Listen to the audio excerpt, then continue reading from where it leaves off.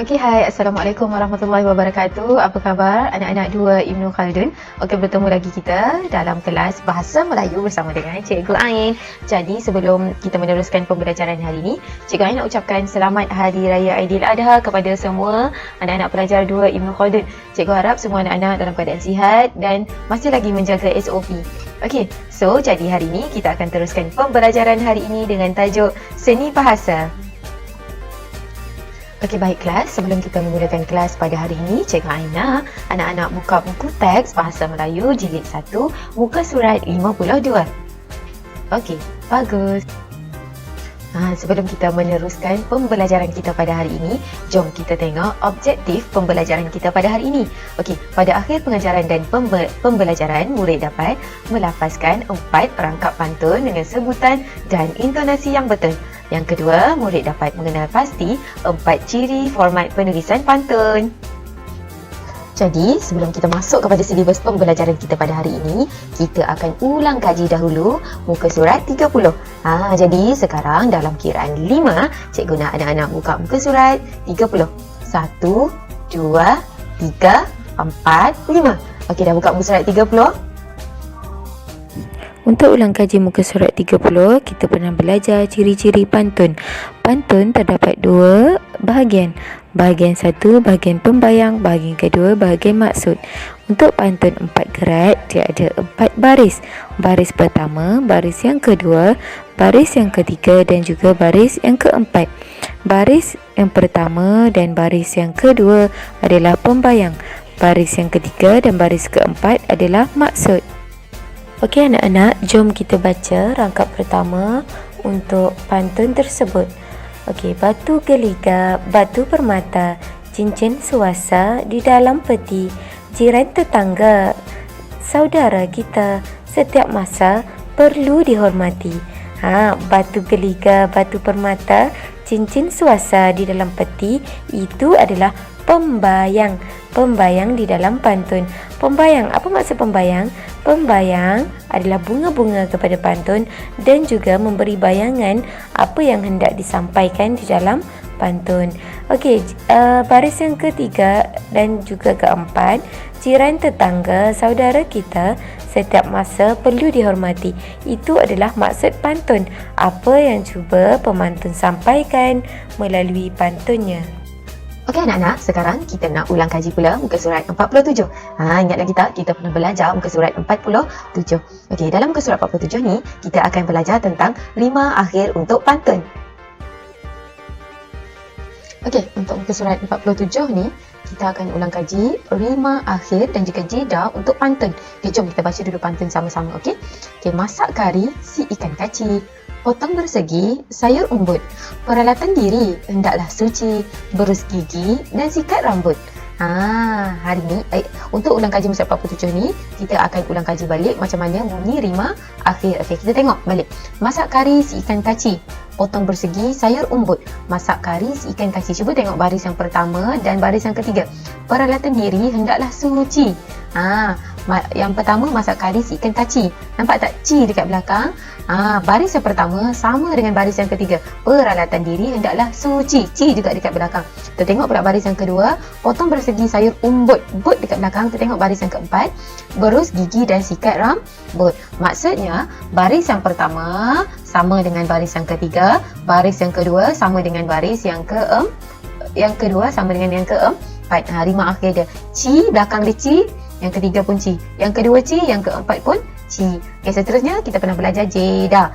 Jeda ni kita berhenti sekejap dekat tengah-tengah ayat. Contoh, masak kari. Kita stop set si ikan kaci. Potong bersegi. Kita stop set sayur umbut. Macam tu. Okay, kita cuba tengok pantun yang kedua tu. Mekar, mawar mekar, disinari mentari, petik setangkai, si gadis desa. Kita berhenti set. Mawar mekar, berhenti set, disinari mentari, petik setangkai, berhenti set, si gadis desa. Baju bertukar setiap hari, tubuh memakai baru selesa. Nampak tak? Mawar mekar, kar dekat tengah tu sama, baris yang pertama sama dengan baris yang ketiga. Kar juga dekat situ. Mawar mekar, baju bertukar. Petik setangkai, tubuh memakai, kai juga. Belakang sama dan jeda pun sama. Yang tengah sama dan belakang pun sama. Okey, baik anak-anak. Sekarang Cikgu Aina, anak-anak buka buku muka surat 52 sebab hari ni kita akan belajar muka surat 52. Hari ni kita akan belajar macam mana nak tulis pantun dengan betul. Buka sekarang. Okey, pada hari ini kita akan belajar cara untuk menulis pantun dengan betul. Okey, jom kita baca dulu pantun ni sama-sama. Seni bahasa, tajuk dia jagalah kesihatan diri. Okey, dari kukup pergi ke banting, bawa ragi di dalam raga. Tidur cukup sangatlah penting, bangun pagi lebih bertenaga. Dalam pantun ni dia ada 4 baris. Ada baris yang pertama, baris yang kedua, baris yang ketiga dan juga baris yang keempat. Okey, baik. Jadi jom kita belajar cara untuk menulis rangkap satu ni dengan betul. Okey, dari kukup pergi ke banting. Ini adalah baris yang pertama. Permulaan ayat kena huruf besar. Nama tempat kena huruf besar. Okey, di akhir ayat, di akhir baris kena letak tanda koma. Nampak, dari kukup pergi ke banting, tanda koma. Okey, untuk menulis baris yang kedua kena ada jarak sikit. Kalau nak senang, letak sikit jari dekat bawah, selang satu jari, kemudian baru tulis bawa. Ada jarak sikit, betul tak? Bawa ragi di dalam raga. Lepas habis raga tu letak titik berkoma. Bawa ragi di dalam raga, titik berkoma. Untuk baris yang ketiga kena selari dengan baris yang pertama. Okey, dari tu kena selari dengan tidur. Okey, tidur cukup sangatlah penting. Lepas tu kena letak koma. Baris yang keempat, bangun kena selari dengan baris yang kedua.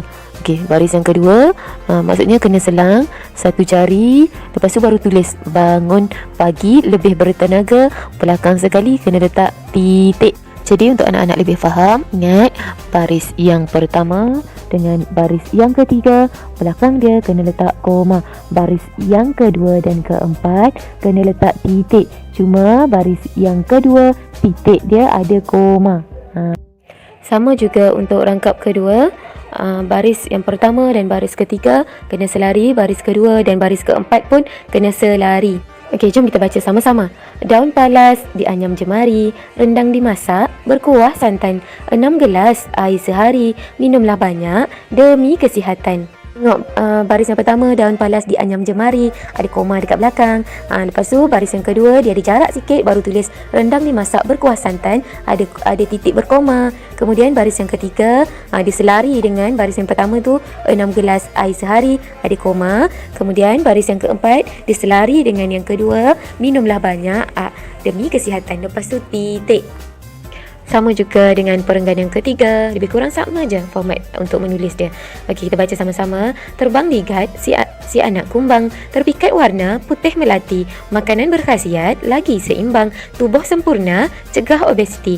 Cuba tengok baris yang pertama pun kena tulis huruf besar permulaan ayat, di akhir ayat koma.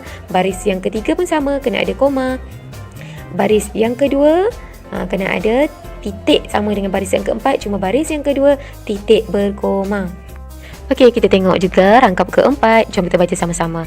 Enak rambutan semanis gula, berbuah lebat di batu pahat, dapatkan rawatan secara berkala, hidup hebat terjamin sihat. Okey, kita tengok format untuk penulisan dia. Enak, E, B, D, H, semua huruf besar untuk permulaan baris. Sama juga enak rambutan semanis gula, koma, berbuah lebat di batu pahat, koma, bertitik, titik berkoma.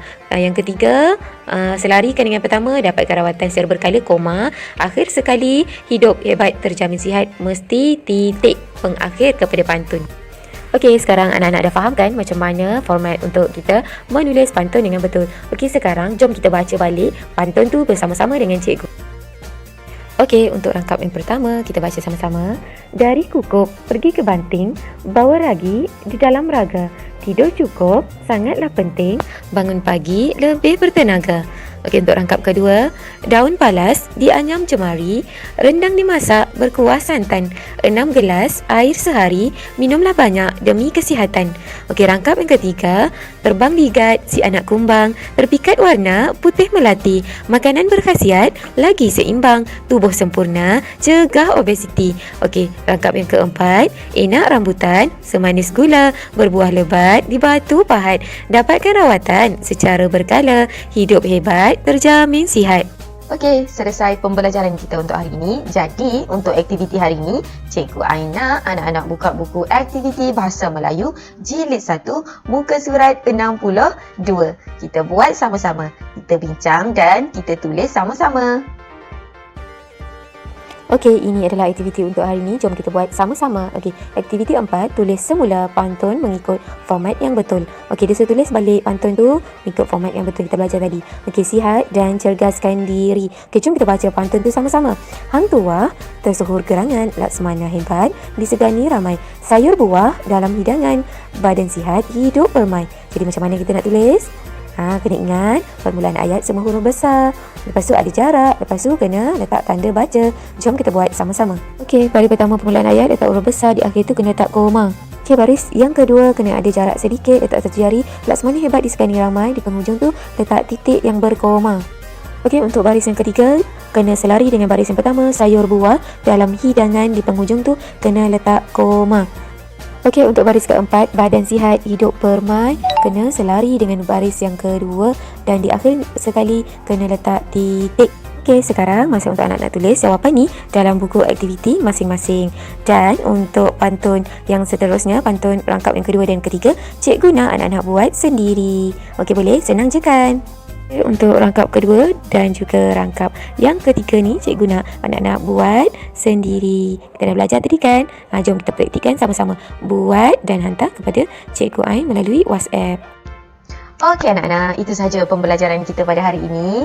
Jangan lupa untuk siapkan latihan yang kita buat bersama-sama tadi. Dan jangan lupa untuk terus jaga diri, jaga SOP.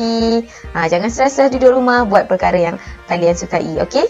Okey, kita jumpa lagi untuk pembelajaran seterusnya. Assalamualaikum, bye-bye.